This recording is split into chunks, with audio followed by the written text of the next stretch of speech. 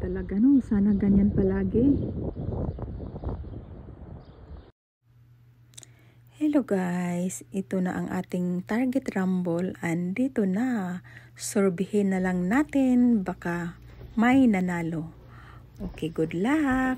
Dili mo mag-uban, ha? Dili magawas. Agtik kaayo mo magawas, oh. Sunod. Dili ayaw pag-uban, dara ka na. Muuban man na, maabtik ka na magawas.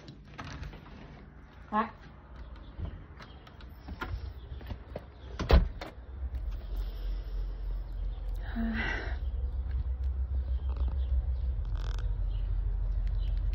Oh.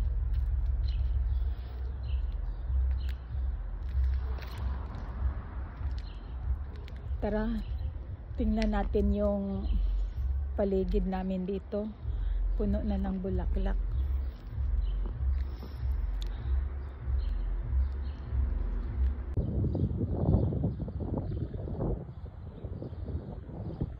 Ang ganda talaga, no? Sana ganyan palagi. Oops, ito na. 32-37 ang ating number. Na mag-work ako doon.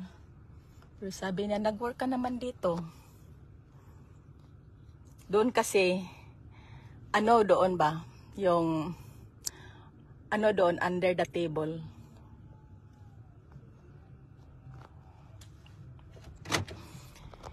Yung, hindi ka nakikita ng government na nagwo-work ka, na you make money, yung ganon.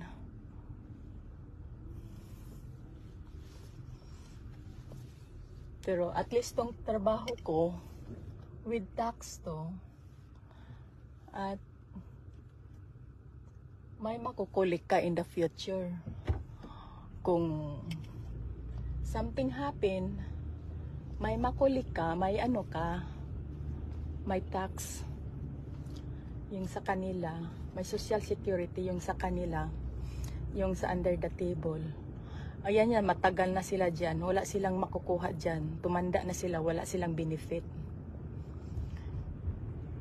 Pero at least sa akin kasi hindi ko kailangan ng benefit dyan in the future kasi nakasalalay naman yung future ko sa asawa ko.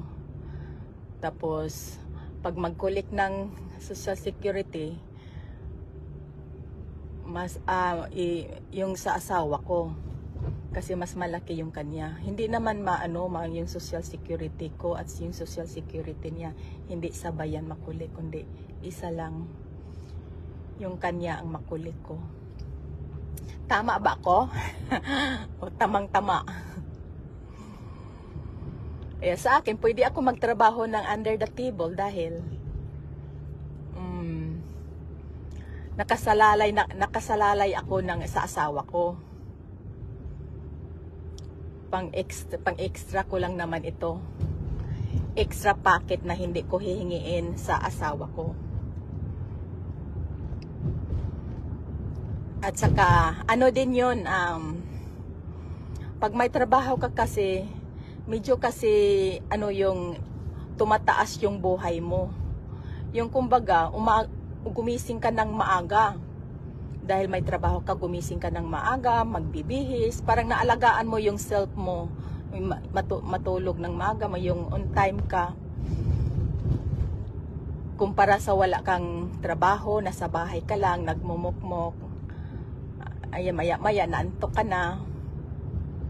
Ganon yun. Dito na ako. Tingnan mong oras ngayon, ito yung oras ngayon, 6:39. Late na akong makaalis sa bahay kasi wala sa bahay ang asawa ko, nandoon sa Virginia. Tapos papakainin ko pa yung mga pusa. Kaya late ako. Late arrive. Tingnan mo, may nakapark na dito sa pwesto ko. Saan kaya ako, ha? Dito ako. Singit.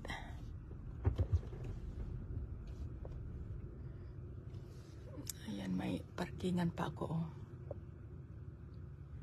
Buti may space pa ako dito. Kaya gusto kong maagang maaga para may pwesto ako dito. Yan, arrive.